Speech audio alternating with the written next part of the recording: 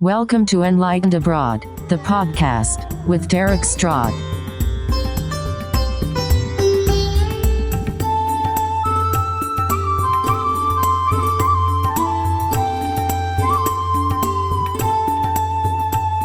Hello, welcome to the show. This is, you know who this is because it just said that in the intro.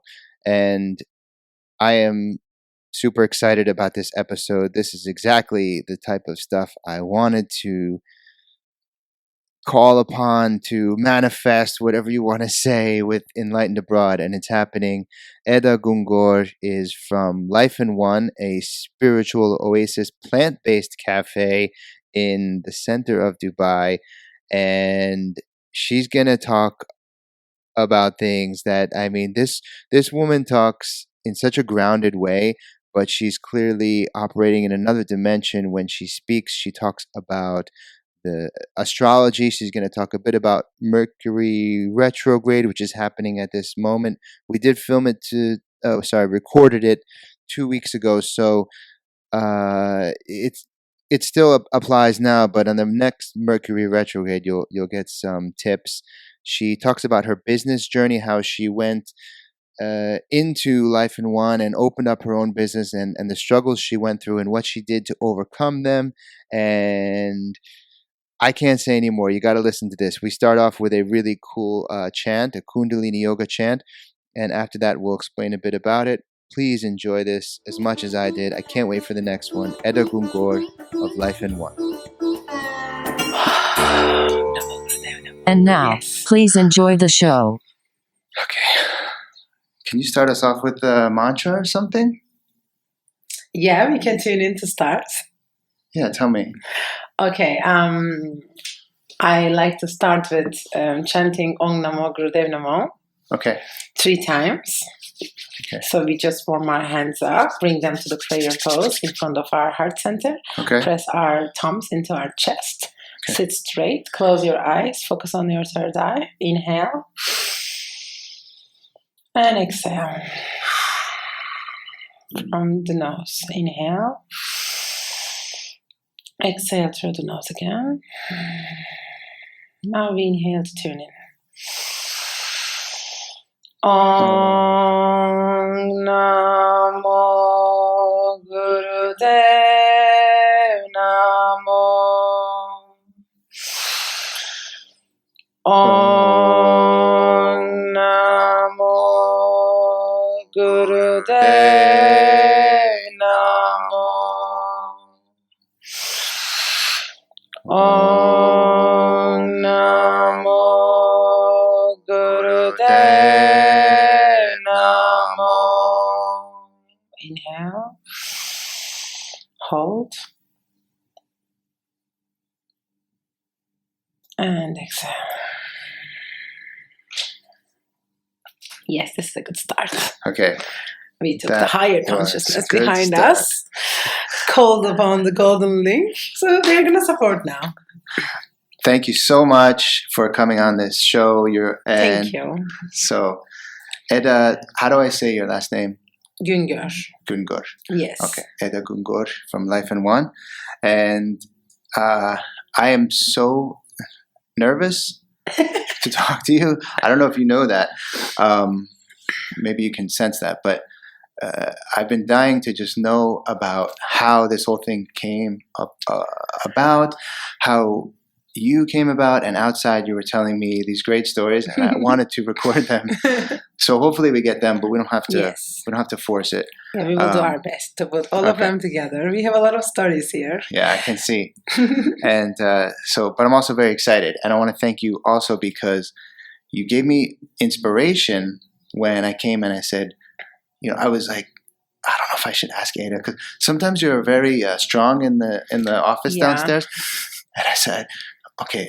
And I said, would you like to do a podcast? And you said, sure, with who? And I said, with me. And you said, yes, I'm excited. And I didn't expect you to say you're excited. And it gave me the push. It really gave me the push. So I turned to my girlfriend. I said, She said, yes. She's excited. She said, see, good. I'm like, okay. So this is my first podcast, Derek. really? Yes, I'm Okay. so excited. I'm glad. And I know sometimes, I mean, Life M1 is great, I know, but I'm working here.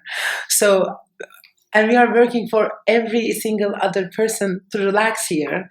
But of course, during the day, business is business. And I know I close myself to be able to get the job done.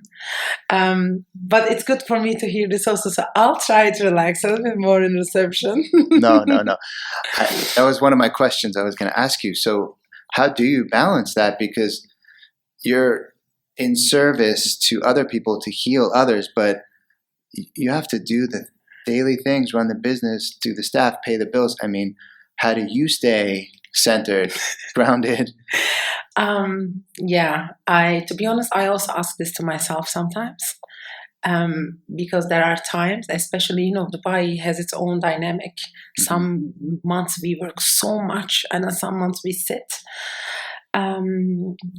That dynamic helps me to create new structures within me. Some months I go further to push things because I'm like, I have to save some stuff. I need to store some stuff. It's coming, another season is coming. But I know one thing. Every successful people that I know, they wake up early and do something in the morning. So I learned that long time ago. I was always an early riser. Even if I wasn't doing anything, I liked waking up early, living the morning, deciding things, listening to things. And then in time, I've created sadhana. Sadhana means daily spiritual practice. This might be anything. It's your own commitment to your own self. Life M1 brought a lot of different challenges from a lot of different aspects since we started. And then I just learned to wake up and do something. And there is no day that I miss. If I overslept or something, then there is powerful 3 minutes meditations, but I do something and I leave. That keeps me going.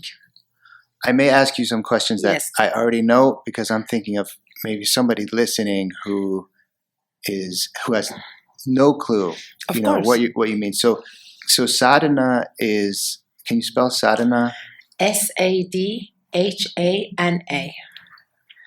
And now I know that as we're recording out in Life M1 right now, and so there may be some noise, but that's all good.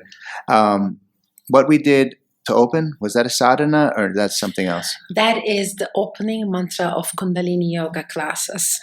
Okay. Namo Namo, we are calling higher upon the masters, the guidance, the golden link to guide us. It's pretty cool. I felt a little something when our voices matched something.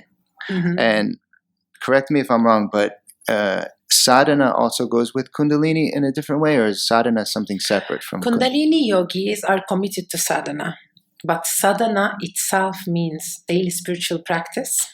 You may be waking up and doing your own sadhana in another practice. Okay. But it is done between you need to start between 3 to 5 a.m. We call it Amrit Vela. Okay. That time, if you wake up before that and do your practice, your mind works for you. If you wake up late and do whatever the life is bringing, you are working for your monkey mind. Wow. Is that, so it has to be between 3 and 5 a.m.? Start moment. Okay. Yes. And you guys do it In at... some places it's also 5:30, depends on the sunrise. Depends on the But sun. after 6 is late. Okay. So that's the time to capture your mind, and then sadhana is daily spiritual practice. Yes, is you that... might be doing Tai Chi. Okay. So if I wake up and meditate at 8 a.m., then I'm already behind. I'm already in reactive mind? Is what you're saying? What I can say is, yes, you're already in reactive mind. But meditation always serves. I am not against anyone who is meditating 4 p.m., 2 p.m. Let's do it.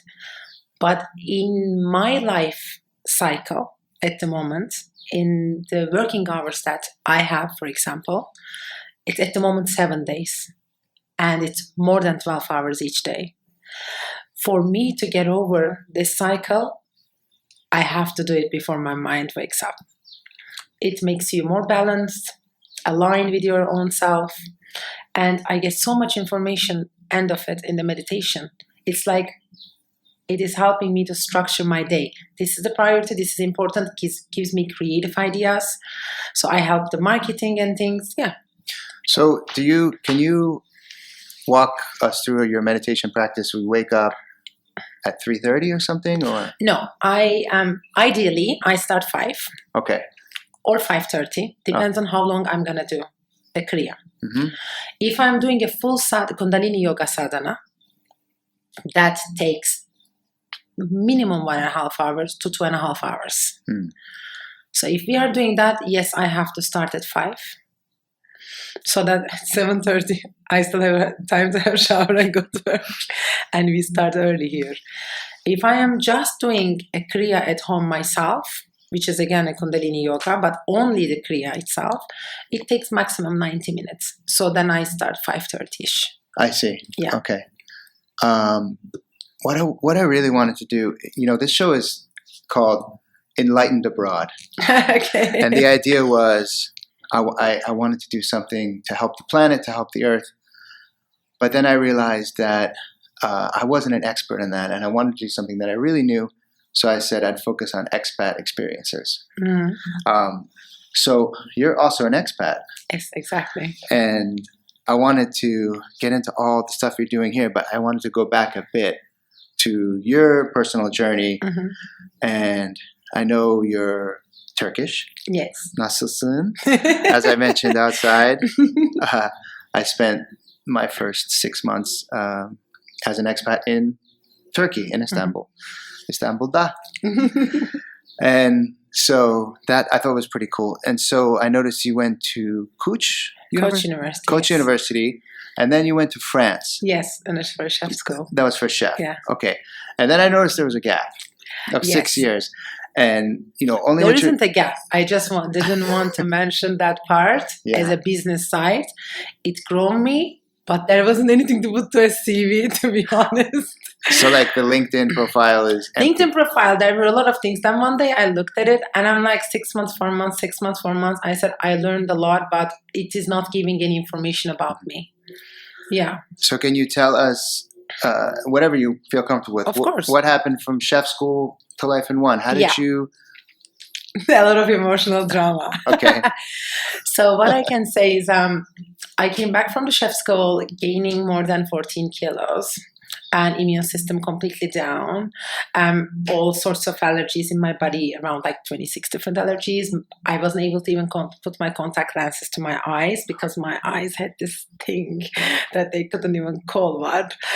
And then I went to doctors, and I'm glad they weren't holistic doctors, but we came to one and she said, listen, just go and eat healthy. What did you eat? What did you do in France? And I said, it's obvious what I done in France. We woke up, it's a chef school. You start with buttercream, tasting wine at 10 a.m. and steak. My parents are from the Greek side of Turkey. All the food at home is vegetables, fruits with olive oil. We don't use much salt. We don't use any other cooking oil or anything. So basically that was me collapsing. And then emotionally also about the food, I came to a place I started to say, I think I don't want to see cheese for a while. Like it wasn't tasty anymore. And then I was like, I think I don't want to eat bread for a while. So I came to a place I started to quit things just to feel good and just following how I feel, and also all these allergies and everything. And by that time, I liked always trying things. There was a new company in Turkey. They were bringing some shakes which had a lot of vitamins and minerals. It was quite a disciplined approach. Like you were drinking one shake for the breakfast, you were having only lunch, and you were having one shake for dinner. And I've done that for 8 months. And I don't know how I found the courage, because I love food. I mean, the only reason I went to chef school is I think I just like cooking and inviting people and putting them around a round table and just, chatting with them. Not that I was planning to become a professional chef. Then I've done it for 8 months, and during that 8 months, I started Pilates regularly. And then I started to read more, and then I couldn't find a job also. That also helped the process. Being unemployed helps a lot of processes. People are so depressed when they're unemployed. I really want to say this from here. That's the best time you cultivate anything. We just don't realize because of the stress of the society or our own selves. You mean like the pressure to always produce and have a job, and hey, what do you do? What do you do? What do you do? Yes. And if you don't have an answer. Yeah. And I like observing people a lot. So during that time, I also had the chance to observe some people in my life. For example, I remember that one of my friends was trying to introduce me to the new guy that she was dating. And she said, and this is Eda. And then the next sentence was, she said, oh, I mean, she's unemployed now, but but she's very clever and we're going to find her a job. And I was like, wow. Like, I didn't say anything there, but I still remember. I was like, wow, this is very interesting. Everyone has a title. Everyone has a ticket, Yeah. And then afterwards, I started a company, working for a company, which was Germany-based. That was a new, like a experience gift company. I learned a lot there, to be honest. And it was a startup, and it didn't work. And thank God. So I learned why it didn't work. And I didn't do the same in life in one. What was the startup? It was My Days, called Experience Gift Company. Okay. Yeah. Oh. And then afterwards, for a short while, I worked for a tourism travel agency where I was supposed to curate some tours. And again, internal conflicts of the businesses. I'm amazed by everyone's ego. Like, I was like, wow, everyone is playing for something here. Also, it didn't work so much for me. And then I have one more year unemployment again. And then that one is my breaking point. What happened? Because I was like, in all these places, yes, maybe I didn't stay more than 6-8 months, but I realized my own capacity. I said, wow, I'm doing this very well. I'm very fast. I got this and I brought this. I'm like, wow, there's something in me which is working. Like, I started to value the skills that I have. Was that like a business sense skills? Yes. Yeah. Then I realized, but like, I said to myself, this is it. Like, I'm going to go to work every day. From this time to this time, I'm going to work this much. And I'm going to get just this little money. And I'm going to wait to get older to have a better title or someone to get I'm like, this is it. Like, it can't be it. It stressed me a lot. And then I said, I don't want to work in places where everyone hates each other. Everyone is waiting for the other one to fall so that they can kick it again. And no one is proud of the other. No one is saying, come on, girl, you can do it and I'll support you and let's do this together. And so it was for me unbearable emotionally. I felt like I was carrying all of that on me. And during that unemployment time, I just realized I don't know what to apply to. First of all, I realized all of my friends had already more than 2-3 years of the same year company experience as a first job, which is very liked in classical CVs. So I was already behind. And I'm going to interviews where people are asking some questions that I'm not even sure that it's related to even any human's personality or the business. And like what? Do you have any examples of bad interview questions? To be honest, I also have very interesting questions at the moment when I'm interviewing people. But Life and One has such a different perspective. It's a healing center, works with energy. If you're not aligned with it, it's not working. Yeah. But I'm going to like a sales interview for a telecommunication company, and they're asking me about a car's driving or where to park. And maybe I said, okay, maybe there's a strategy, but I think I'm clever enough to see some strategies. I was like, I'm completely blind to this one. And I failed basically. So they never got to me. So what kind of questions do you ask when you hire? I ask how their relationship with their mother others, because your relationship with your mom is how you see your company. That's how you see a company. Yeah, like the respect, if there is some anger, if there is too much of distance between and things like that. I ask if they have friends and if they are in contact with friends, because we have to be communicating with everyone and we have to be connecting to them, even if for a short while. When we are serving, in the end we're all serving the other here. You just gave me a big realization. I realize, and I check everyone's astrological chart. Okay. They know, and I'm like, let me just check a couple of things. So I mean, yeah, depends. So the astrology part, have you always been into that? Yes, always. Always. Do you think it's something? I've always been into astrology too, but I don't know as much as you do about it. I just always sense I can sense a relationship. I say you must be, this, but I only go by sun sign. And you read the whole chart to me, but where do you think that came from? Your love for astrology? I wonder a lot. Like, were you born and said, or like later? To be honest, I don't remember all this time. But what I remember is, there was a book from Susan Miller. She's one of the best astrologists in the world.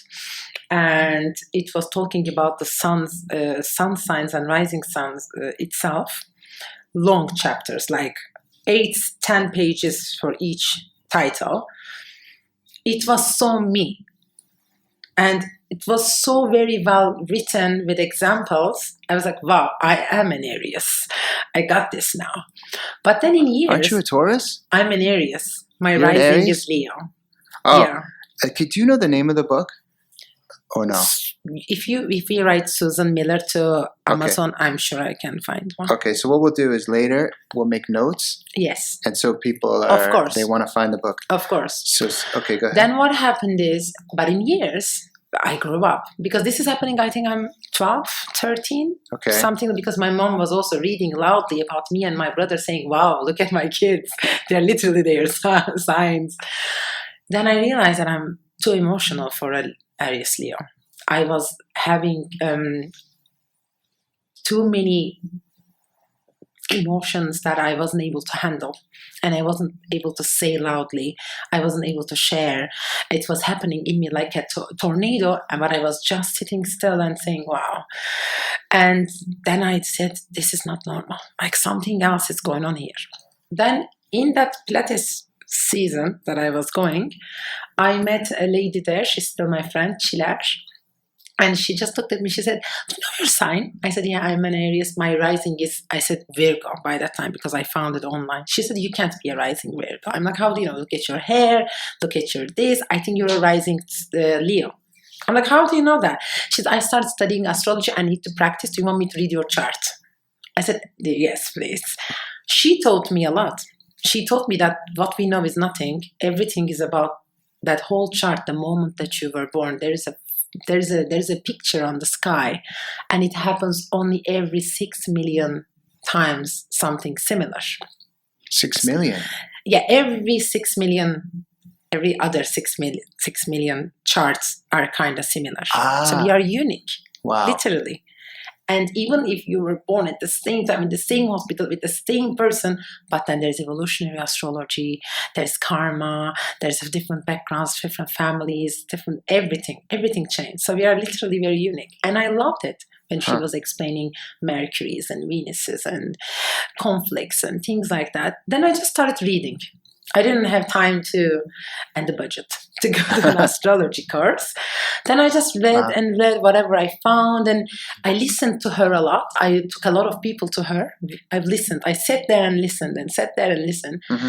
And then I just learned the basics. Like when I see a person, what is the basic personality that I can use for business by that time to sell things, so that I can speak their own language. Maybe some people likes more details. Maybe some people likes me to, I don't know, exaggerate it a little bit. It's impossible.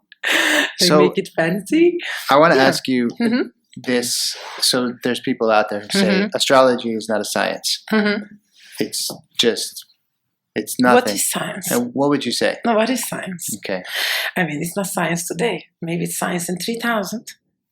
I mean, this is the way I think. All the yogic science that we are talking about say a lot of things from thousands of years ago, and now scientists find a way to prove it. By the way, we need science. I'm not against any scientist or anything. I love following a lot of facts, but I cannot wait for science if it's already calling me. Maybe one day I'll help science to prove more things, but at the moment I want to follow my own calling. I like that. That's really cool. Can you see someone and get a sense of their chart or their sign? I cannot get a sense of their chart probably, but I always have a sense of the people, and it's never wrong. And I challenge it because we are humans. There's always some kind of a self-doubt, always. But then life shows me in a very short period of time that the first feeling was always right. Right. But you were saying outside, there's always a choice, right? So if you are one, say, I think you said Saturn in... Saturn is our teacher planet. The Hitler one? We have Saturn transits in lifetimes. For example, around 28, you get your first Saturn transit. So when people ask me, I tell them that please don't get married before 28. You're going to change completely. And it is a very rare situation that you guys both change that much and be on the same path. And around that, Saturn comes and basically asks you, have you done the work according to your soul's path? Not society, not family, not for money. So if you haven't, it breaks everything down for 2 years. And it's literally what has happened to me. Everything has shifted in my Saturn transit. It took everything away from me. From 28 to 30? Yes. So when I was starting 30, it was after my Saturn transit. I knew who is my friend, what I really want, what works for me, and I literally knew what is not working for me. Does it come every 28 years or? It is. So we will have, hopefully our generation will have 3 for sure, and maybe 4. And then there are different cycles in astrology. Like if you've started the work around 42, they call it middle age. There's another transit there. It comes and asks you, hey, have you done it? So you either raise yourself, shoot to the stars, or again, the same thing comes back and chop, chop, chop. So this is how we grow. This is the cycle of life. So why would it be 42? There is another cycle because Saturn comes either on top of you or comes either to the opposite side, which is again. So it's a half cycle of. Yes, which is again it's reflecting you the same way. Is that the transit means the what's it called? It comes on top of you, and Saturn is going through on top of you through everything that you have, and it says, "Is this like cleaning the house with a vacuum?" Okay. That's funny because I'm 42, and I definitely felt a lot of pulls this year of, and a lot of deep questioning, and more questions than answers, and more dissatisfaction than satisfaction. I want to say, but I did feel that something was, there was a spotlight on something, and I needed to. I'm not sure, but this is one way to do it. But is there something else? There's a 7-year cycle, right? There are 7-year cycles, 18-year cycles, 11-year cycles. There's a lot of cycles. Depending on the planet. Yeah. But I believe also every year is a cycle. If you look at the numerology, I believe whatever calls you, maybe all of them are calling you, so you'll do a lot of work. Whatever calls you, just learn a little bit of that to help your day. For me, knowing a little bit astrology, and I think I only know a little bit. Seriously, you think I know it? Literally, I don't know anything. That helps my day. I'm like, where is the moon? I'm feeling awkward now. Okay, let's follow our moon cycle. I think every woman has to follow their moon cycle. And moon cycle is not menstrual cycle. Moon cycle is literally where the moon is and how it's affecting our body emotionally for women. Every 2.5 days, women change. Based on the moon? Yes. So we are a different person every 2.5 days. Welcome, guys. So when you know that you don't have to make a decision that day. Just take it easy. Okay. Or, wow, I'm so energetic. Let me get some work done. Oh, so if someone is listening, sorry, but if Mhm. someone is listening now and they're Mhm. so interested, but they know nothing about it, where can they go? We do moon cycle, teaching moon cycle workshops every other month in Life and One. It's in a 2.5-hour workshop with Elizabeth, with a little bit of Kundalini yoga together. And they can learn, they can then follow, have their own journal, and then it becomes automatic. Oh, and that's I'm great. sure there's an app for that. I didn't check, but I was thinking, I'm sure there's an app for that. There's an app? And today's a new moon? Or Yes, tonight? today. It's in Pisces, yes. So what does that mean? It's the season of Pisces. It's their birthdays. We're in their month, so it's the new moon in Pisces. It's good to start things around new moon. And water sign, of course, there's a lot of emotions. And plus, Mercury is starting retrograding for 3 weeks. So it's also retrograding in Pisces. It's going to be an emotional month, I believe. How do we We'll prepare? learn to be more humble and compassionate. Yeah. So what does Mercury retrograde bring up? It's like combative? Or? I think it's a very easy way to say it. And I learned it from another astrologist friend of mine. She puts things in a very basic way. Mercury retrogrades 3 times a year, around 2 to 3 weeks with its shadows and stops and things like that. Mercury is the communication planet. But basically, universe telling you, you cannot always go forward. In that 3 weeks time, just stop, slow down, and look back. If it's related to work, go through your folders. Check if you, paid everyone. Check if the construction has finished. Check like clean it up so you can move forward. If it's at home, declutter your closet, declutter your fridge. And, we cannot always go forward. We need to wait for each other. Yeah. Okay. So this is a time when I noticed some people saying, this bill hasn't been paid and my account's been deducted. That and old friends call, old acquaintances call, even in business or friendship. People may come back to your life. It's just ex-lovers. When they call, ex is never going to be a next. Just keep in your mind. Don't fall into that trap. Got it. Wow. I could talk to you about astrology for forever. And maybe at some point we could do another just strictly astrology. Of course. But I do want to get to what made you create this, because you said something that I really related to about being a bit, well, you said depressed or jobless. I don't want to put words in your mouth. So it was the year 2012. And the world never didn't end. Right. Because I was like, maybe it's literally going to end and I'm feeling like this. So I was unemployed. I didn't know what I want. And I got to a place that I was very depressed because I said, wow, I think I have a lot of amazing skills. I think I am very well educated. And I think I have stuff. And no one is hiring me. And I'm like, I'm not even asking for money. I didn't want to wake up and go somewhere and be productive because I have so much energy. When I'm not productive, it's not working for me. And then, of course, interesting and we can call spiritual things happened that year. Like a friend of mine, one of my best friends from university, I went to her house. It was in the middle of the summer. And I was literally very depressed. I was crying and saying, I don't know how to get out of this. And she said, my aunt is here. That aunt, she's my friend since 18. I never saw that aunt before or after again. I still make a joke and say, I think that aunt doesn't exist.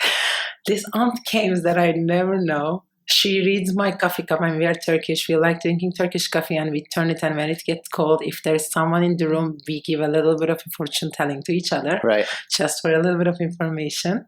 Right. So she just read my cup, and she said to me, you will be moving to another country. You have to go through this because you're going to be serving others. Wow.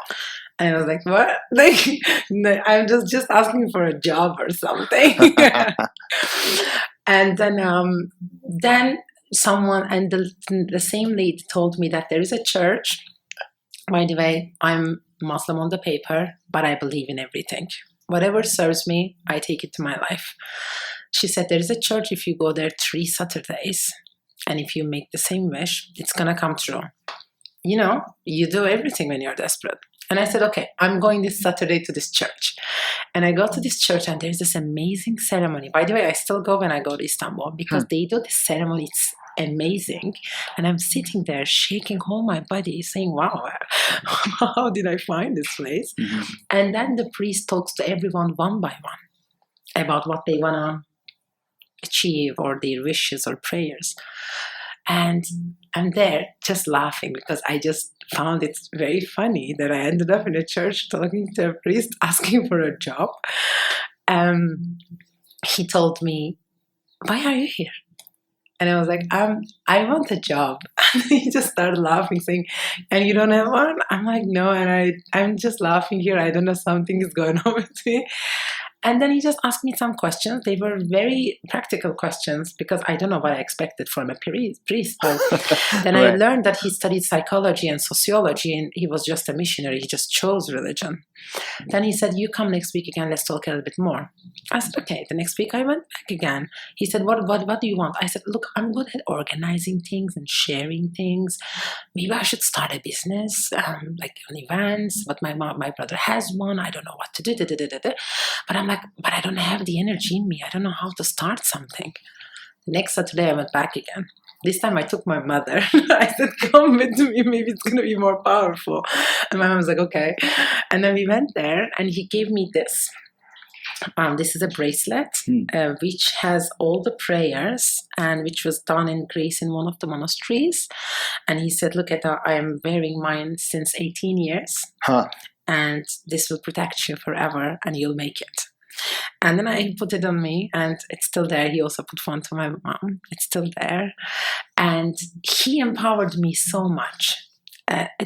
You never know who's going to empower you. You just need to be ready.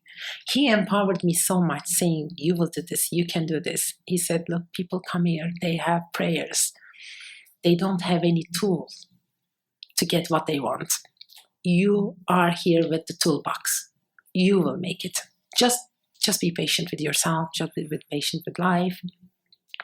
And then I just followed that. Then I said, okay, I think I need to start something. Then I love this story, and I just want to tell, because we don't have video. So it's a beautiful turquoise. Is it turquoise? Greenish turquoise. Well, it's a greenish turquoise color. It's beautiful, and you were getting moved by it. I can see it's still, it holds a lot for you. And did you sense that it seemed like you were very sure of yourself at that moment? You just didn't have the thing to put your energy to. But did you ever doubt yourself and your skills? I doubt myself every day in life, and for the first 2 years we are coming there. When you started this? Yes. Okay, so take us to that when you came here. Tell me. So, me coming here is, again, I decided to open a small place in Istanbul to make myself happy. Okay. That was the idea. I said, I will make myself happy, then I can share it with others, because I am not happy in this society's job descriptions and titles and corporates and things like that. Right. And then I just had the vision to say, I need to bring something new to attract people. Otherwise, it's just going to be another small place, and I'll struggle forever for rent. And then I checked what women follow. And unfortunately, and I think I was the same years ago, all women first wants to be thin.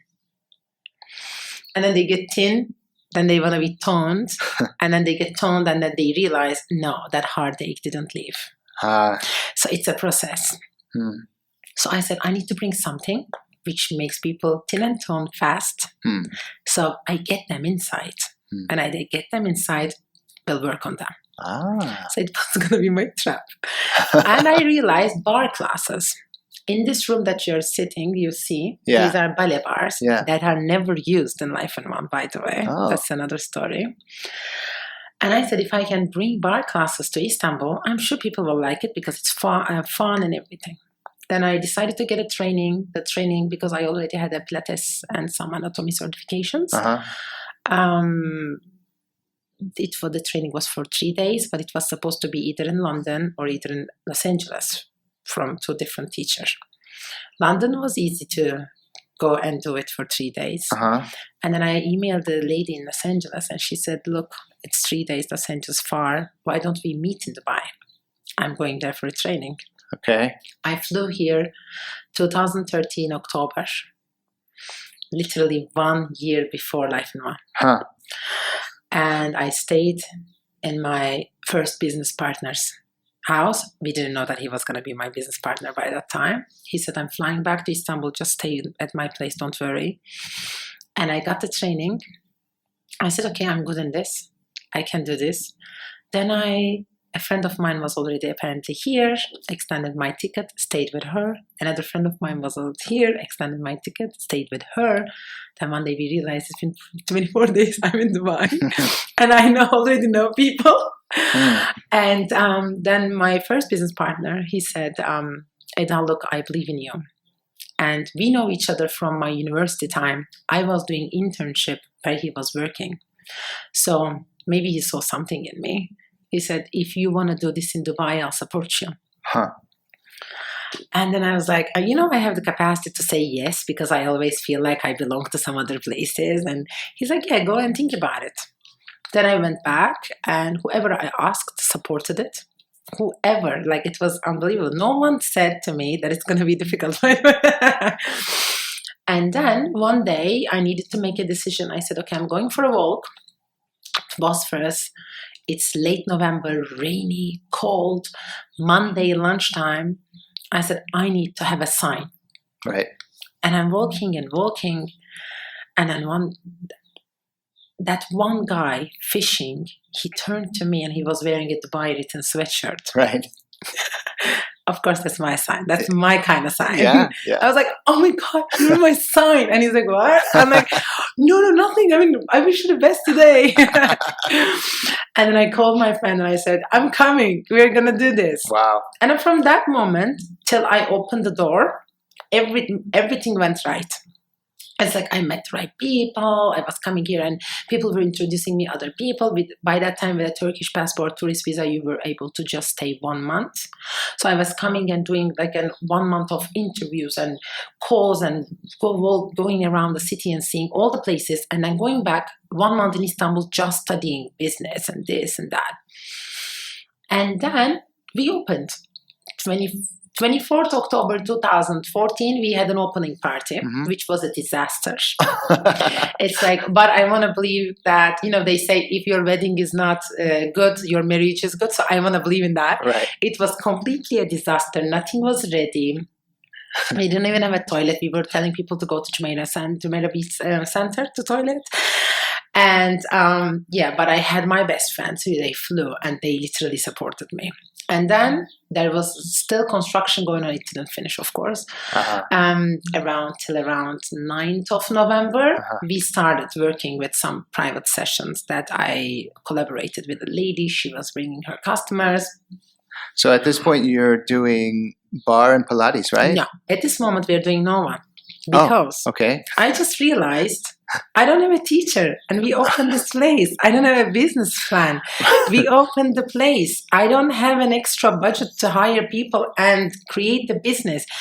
And then I started to panic saying, oh my God, how did we do that? So when do you open this, then your intention was that it would be what?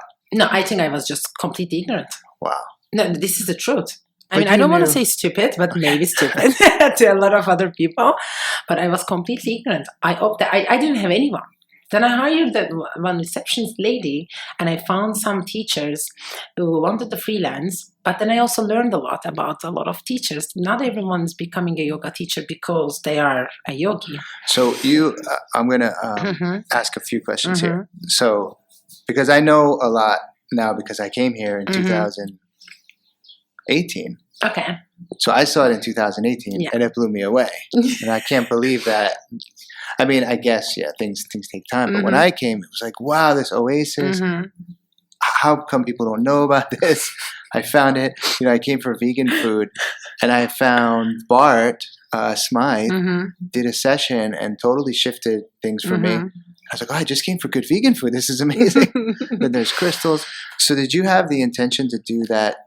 You said like you want to get the women in to be thin and toned. That changed on the way. That changed. Okay. So when you had like the Life in One vision, did you have that spiritual center vision also? Okay, you did. So from the moment that I got the training till we open, that 8 months in my life, also a lot of things changed. I started to do some healing sessions. I started to get some certifications around those. I did so much yoga and meditation during that time, and I'm glad I've done that much. I like listened to a lot of things. I stored a lot.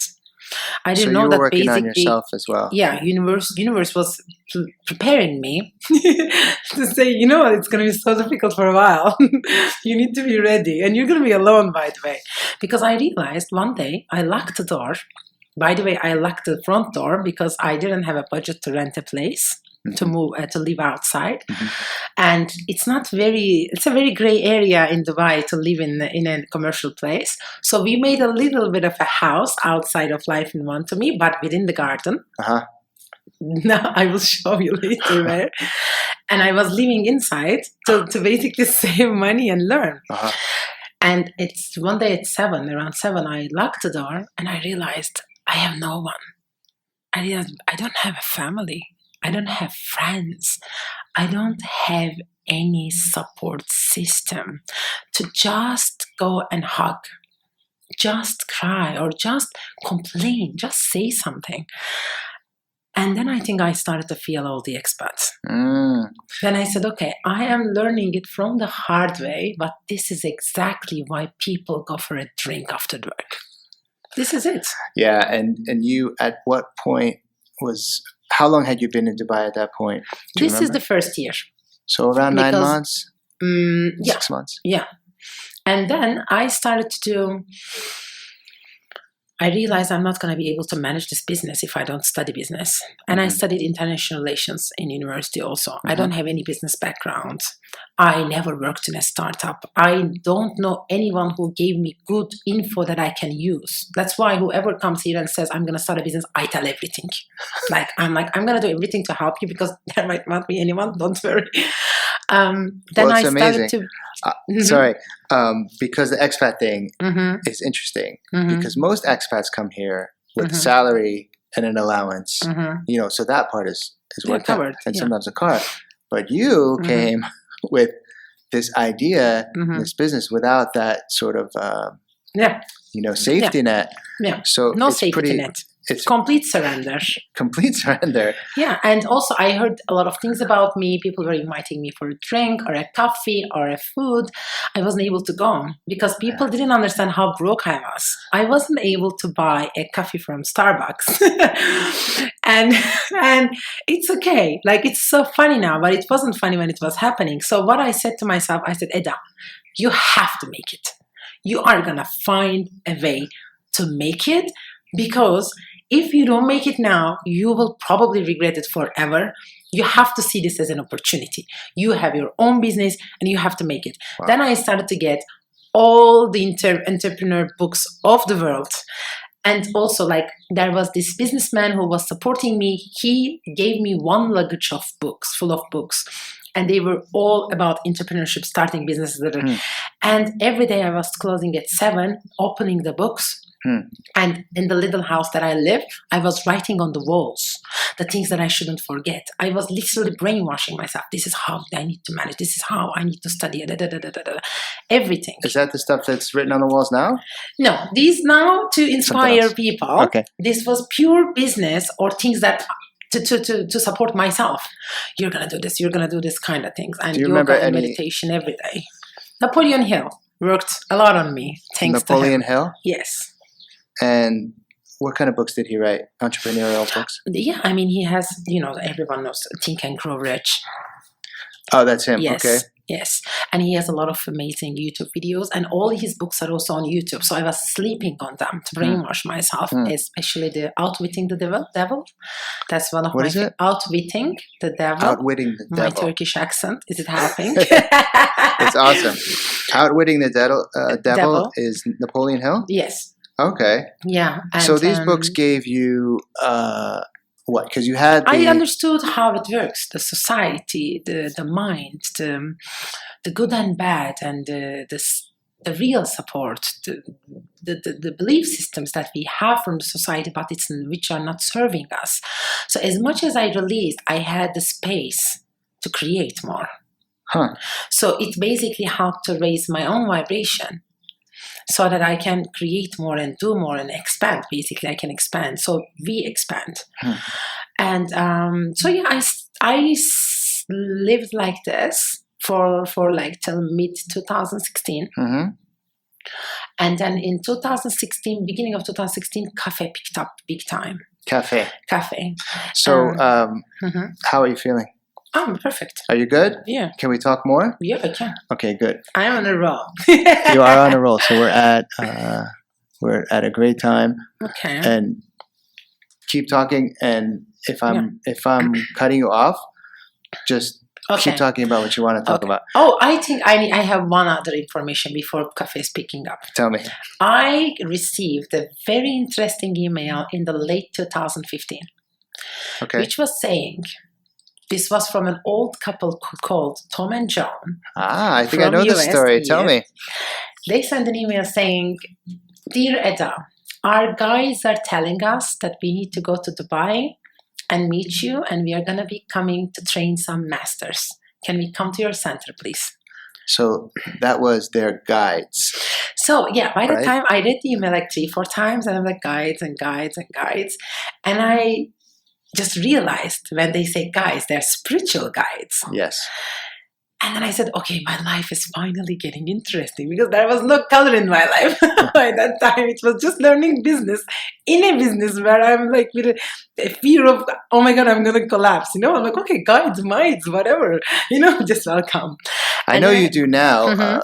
You have these guides. At that point, did you have guides in your life? I always believed in a lot of things in spirituality, but I realized because of society generalizes everything basically for me. I wasn't either sharing or I wasn't tapping into. I wasn't giving attention, but it was always there. And then they sent this email. Yeah, they sent, and then I replied. I said, yes, please. I said, but look, I just opened this place, and I'm not sure if I know anything about business. I don't know if I'm going to fill these rooms. I don't know if you're going to make the money. And I said, but I will do my best. And then they said, we will come anyways. And I'm like, okay. And then they came. Oh my God, it was such an amazing experience. They brought so much light to my life. Wow. They basically every day talked to me nonstop about that I'm going to make it. And that's what I needed. I needed some wise people to come and say, you're going to make it. You're going to make it. We are behind you. We are going to make it. Through their sessions, through meditations, through whatever you call, or just when we were having lunch. They're like, hold this crystal. You're going to make it. They brought all these crystals to my life. I didn't know anything about crystals, to be honest. I just knew the things that people use in the jewelry. My mom likes some colorful jewelry. I'm like, yes, there's turquoise and some other things. And then they were opening their luggage and giving me crystals and talking about crystals, energizing crystals. And at first I thought that we were all lunatics. And I said, oh my God, I'm losing it. But then it was just feeling so good. I said, you know what? It just feels good. I'll just follow this. Why not? And then, then they left. And then I was in a good place in my heart when they left. I'm sure, because I took Reiki. Too, with Joan, and I have a stone that she gave me, and it's still, she said it was charged with something. Yeah, they charge all the stones for us to charge others. Correct. So they were leaving their stones in the garden, for example, overnight and collecting in the morning to help life and one. Right, it's amazing because I kept that stone, I think she said 7 days. 7 days on your left side. I mean, I kept it in my sock. I slept with it for 7 days.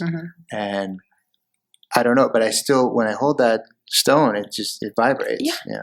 And so I can imagine then if they were here, what that did. Did they give sessions to you, or it was just? Yeah, they've done a session to me every day.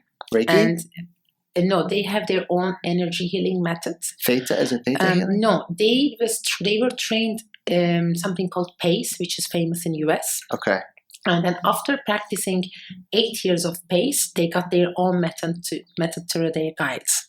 And I'm They going to call say, it- for people who don't know, it's Tom and Joan Rudholm, Rudholm. and we'll put their link as well. Yes. And it's called PACE, PACE?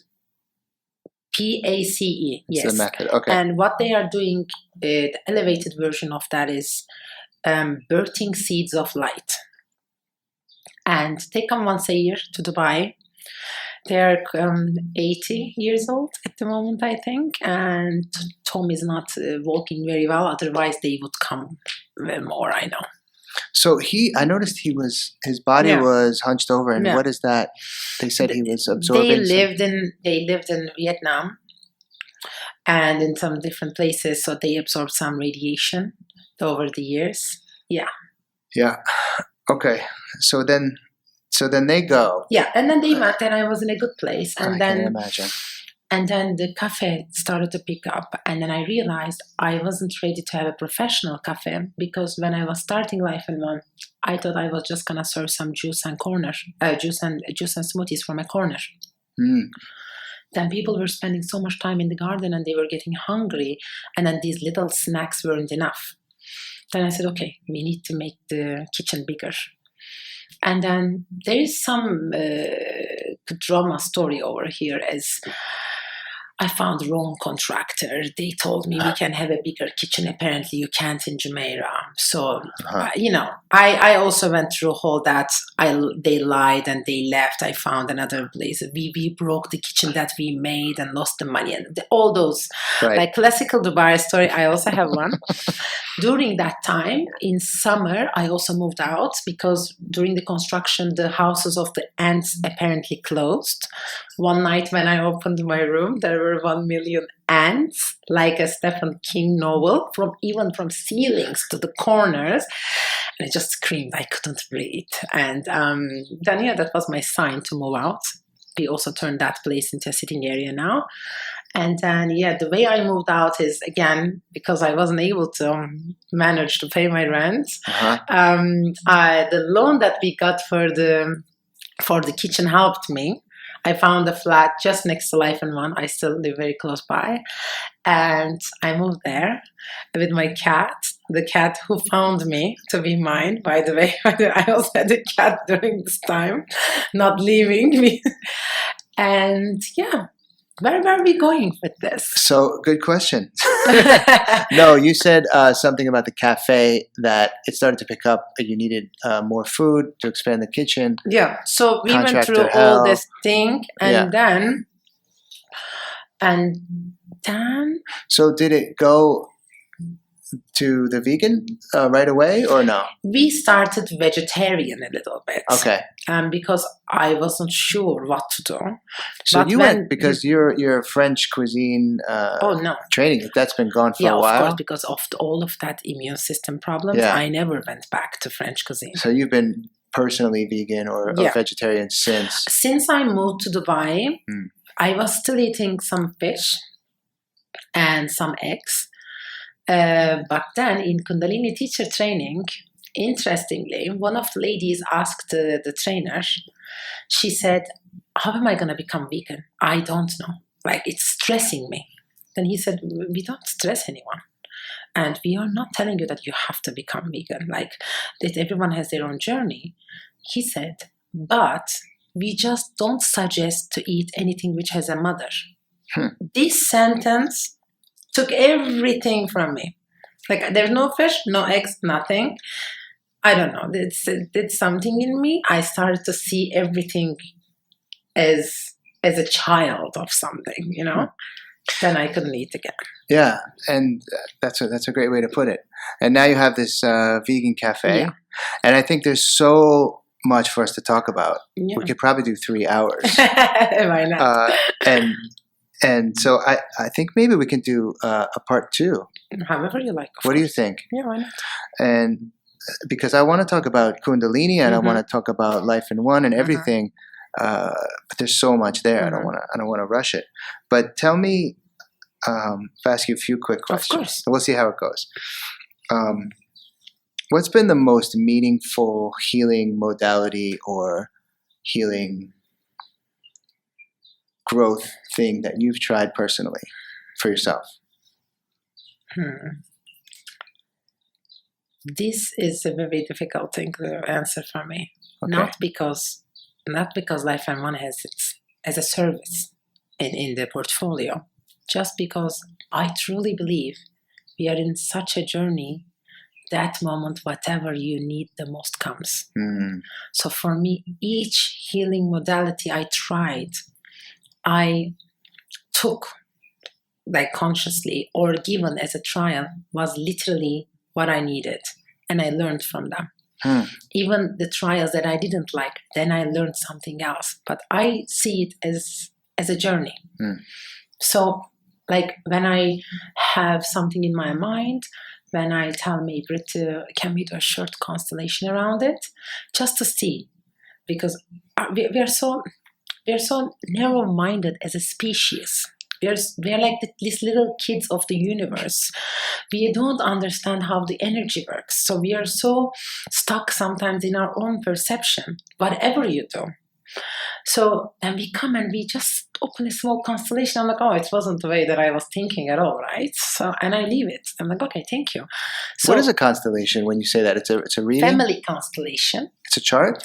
No, family constellation is a healing therapy method, which is found by a German guy called Bert Hellinger. He's at the moment, I think, 99 years old, and he's still doing it. Oh, really? It's based on the stars? No, not at all. Because constellations. No, it's a family constellation. So, so families have energy, and each person has an energy, and you carry 7 generations forward, 7 generations back with you. 7. So, yeah. So, for example, if there is someone who died, if there is abortion, if there is someone sick, if someone lost, if someone is not talking to anyone, each person wants to be recognized as an energy. This is why it's very important, for example, in shamanic practices, to show gratitude to ancestors, to have an altar for ancestors. You need to respect and realize that you are a part of them, belong to your ancestors, and ask for their power. Also, ask them to help you and ask them to be there for you and carry you. But also, if there is something which wasn't healthy, in a constellation, we come to a room. Either it's a group, we choose people, or we use, for example, here some colorful cushions. Each cushion can be a person. And you say, for example, very basic, I don't talk to my father, right? And we ask some questions, try to see a little scene to put it like a theater. A father, and maybe father's father, maybe. These are all maybe. You never know till you constellate. We put you, and then we don't talk. We just observe, and then people start moving. The energy starts moving. It's like a human Ouija board. Right? Yeah, it's an interesting way to put. So sometimes, the person that you're trying to understand in life is leaving the room because there's another pain going on. I mean, and there are also, we all have to understand one thing. We are exposed by way stronger external forces and energies also. And when I say that, I'm not talking about guides at the moment. I'm just talking about countries, lands, the pain that this world, the people is carrying. For example, we can constellate around countries. Easily, a Lebanese lady's problem might be the people that she lost. And imagine that Lebanese lady is married to a Palestinian guy. So there is so much pain. Right. So their kids might be feeling that they're not priority, but maybe they were the kids of other people who were. Wow. So there are bigger things going on in life. So we are also not that important, but very important. You just need to understand that we are all in this together, and we are a part of a game that sometimes we're playing it for them. So do you guys do that here regularly? We do that here regularly. How do we sign up for that? Every full moon, we have a group full moon family constellation. And you can anytime sign up for a private session. Oh, you can? Yes, you can. But you need other people to do it. No, we have cushions. And you become those people one by one. And then it's also very powerful. For example, you stand in your siblings' place and you start seeing from their perspective. And you understand, you learn compassion. You open your heart to the situation. I think I need to do that. So you said 7 years? 7 generations? Yeah, we believe that 7 generations forward, 7 generations back is with you. That's fascinating. So, okay, and I do agree with what you said. Every time you get a healing, you get what you need, even though sometimes not what you asked for or were intending. The answer is there, even if it's a non-answer sometimes. Yeah. And people sometimes come to me and they say, oh, you're so lucky. This place is so peaceful. You're always here. And you get all these sessions. And I'm like, I work 13 hours, 7 days. And then when I get a session, I so need it. It's not even a trial anymore. So I'm like, we're all holding some space. And I wonder, you said that it's important for you to wake up in the morning to set your thing. And that's one of the ways that you manage all of this, right, for yourself. But you have a lot of energies coming in here. And a lot of people come here to be healed, which means they're dealing with a lot of shit, right? And that must come at you pretty heavy at times, no? I can imagine. There once a week someone blasts my face. Maybe less than that, but yeah. We were planning to do a short video with me, with Sarah Abdelad, our other therapist that you met this morning. We're practicing making videos because we realized everyone's making videos and we are not very comfortable with it. And my next topic is to talk about the negative reviews personally about me on Life and One's pages, like in Facebook, Google. People come here to heal, or people come here to feel good. Even if they're coming for food, the intention always is, let's go there. So internally, they know that they will feel good. Something is going to touch them in the garden. But this might trigger things. The session that they get may trigger things. Even being in a very peaceful place when you're annoyed may trigger things. We're humans. It's quite complicated. And then if one thing is not the way that they like, I'm not even saying it's wrong, because right or wrong, we can talk about right or wrong forever. If one thing is not in the way that they like, oh my God, sometimes people blast so much. Those days I question. Those days I question, I'm like, really? What did I do for this? I'm like, really? Is it mostly online stuff at you or face-to-face? Never face-to-face, on the phone. Once it was face-to-face, I literally applauded his madness. I said to him, you know what? I don't want to charge you guys. I don't want to say anything more. You are very welcome. I've learned a lot, but it's time to leave. And of course, I got a negative review about a completely different perspective. And the thing is, people leaving this place and writing a negative review, it's not a fair game. And when you write about me, doesn't do anything to me. You need to understand that. If you come to me with a feedback, first of all, you can help me. You can help the business. You can help yourself. I'm you, right? We're reflections, right? So let's help each other. And the second thing is, when you write there that we're not losing customers. Like if you want to damage something, it's not damaging. And then if you want to damage something, do you really want to damage something? Like, what is that feeling? I mean, I just laugh, but it's not a fair game. So I tell them, come talk to me, even if you don't like me. And let's not have extreme high expectations from each other. It's not that I'm not expecting enlightened beings to walk from the door every day. You guys also realize I'm a human. I sleep, I wake up, I shower, like, same. Right. I have my ups and downs. I also have a period every month. I mean, sometimes it's also a difficult day for me, and I am doing my best. So let's just be a little bit more compassionate. I went to Sri Lanka jungle retreat for New Year's because I wanted to just disconnect. And there was one negative review about this place. And I couldn't understand why, because this place was, it was in the middle of the jungle. The food is great. The man was a guru. And I realized this negative review was probably because that person had no distractions that they normally go to to numb themselves, because there was no bar, there was no Wi-Fi. It was just you and yourself. And I think that may happen here sometimes, because you guys don't have Wi-Fi. We don't have Wi-Fi. And people are used to, what's the Wi-Fi? And all of a sudden you have this chill thing, and now you're faced with, I don't have that normal distraction I go to. I can't grab a drink. I can't do this. I can't smoke a cigarette. So, and then that reaction could be like, I don't want to look at this right now.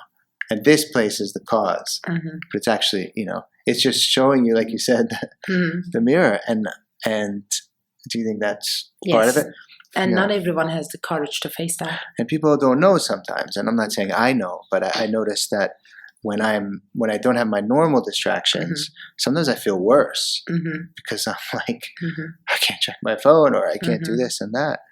And I'm sorry that happens, but you don't seem bothered by it. I know, I'm not. You don't get hurt a little bit? I think it's the thing is, for example, the last time when this lady blasted on my face on the phone, and I truly did everything to calm her down. I was like, okay, just 1 second. But she wasn't. It's like I was a sandbag. Then I realized she's not hearing me. Yeah. She's not hearing me, and she's sabotaging herself.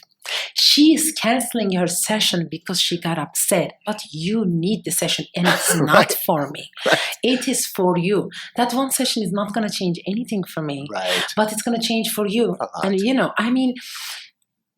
it's that anger, that the urge to fight comes stronger than the healing that you will get. That amazes me. I'm like, how come? Yeah, why is that? We're humans. I'm telling you, it's so complicated. Well, we've been pushing this stuff down for a long time. We've learned self-sabotage from early ages. I found that in the last session with Nir, that I had some physical blocks. And then once he worked on them, I felt worse. I felt like shitty, and I'm like, felt bad about myself again. Damn, I thought I worked on this. And he explained, like, this is, releasing, but it's there to, it was your body's holding it. I forget the words he used, but basically it was holding it down. Exactly. So once it comes out, of course it's... there is a healing process. Yeah. I mean, so you sometimes feel worse let's first. not expect extremes. Yeah. You're coming to a healing session is not going to make you enlightened. You're gonna do the work. I mean, this life here as humans, we are here to work. Yeah. And it may trigger anything, but we just need to realize, like everything else, it's a process. Yeah. I think that's a good place to settle. That was well put. And it is a process. So, it is. And sometimes it's 2 steps back, 1 step forward, that kind of thing.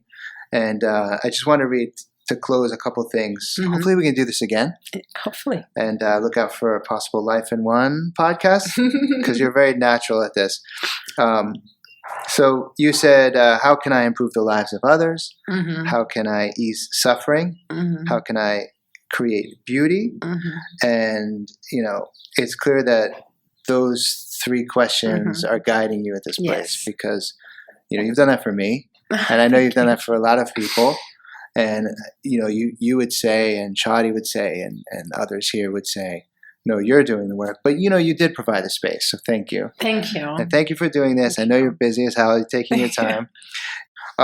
Thank you so much again. Thank you very much, David. And all this stuff is going to be linked in the bottom. Yes. And we'll work all that out. So thank you. Namaste. And this is my first podcast. You did awesome. Thank you very much for everyone who's listening.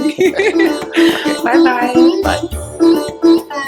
Thank you for listening to Enlightened Abroad. Have a great day wherever you are.